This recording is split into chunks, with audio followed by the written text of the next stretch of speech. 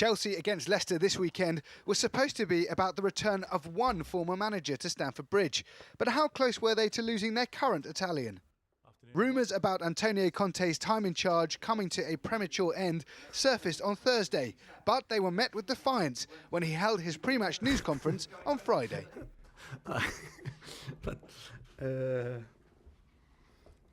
I'm trying to find who put the money. Yeah, but it's very difficult. It's very difficult. We are working very hard. We are working very hard to change the situation of the past and above all of the last season. And I repeat, we are trying to build something important for the present and for the future. The Premier League returns this weekend after a 2-week international break, with Conte's side down in 7th and in danger of losing touch with the leaders. Chelsea have no European football to contend with this season, so league form is a top priority. We have a week to prepare, to have the training session. I'm sure when you have a week, you have more time to improve your team under tactical, under physical aspect. But I think that it's important for every club to play the Champions League because it's a fantastic tournament.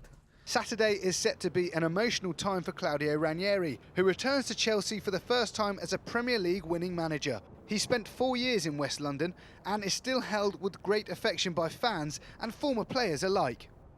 Great moment for him to go back to the Stamford Bridge. I'm sure people will be cheering up. For him, as I said, it's a team that has done fantastically last year, and now obviously in the Premier League they're having a little more difficult, but they started the Champions League, which is very important in a great way. So I think the club is going in the right direction, and I'm sure it will be a good season for them as well. Leicester's league form has stuttered at the start of their title defence, finding themselves in the bottom half of the table as they juggle a fine start in the Champions League. Whichever way you look at this tale of two Italians, points are precious even at this early stage of the season.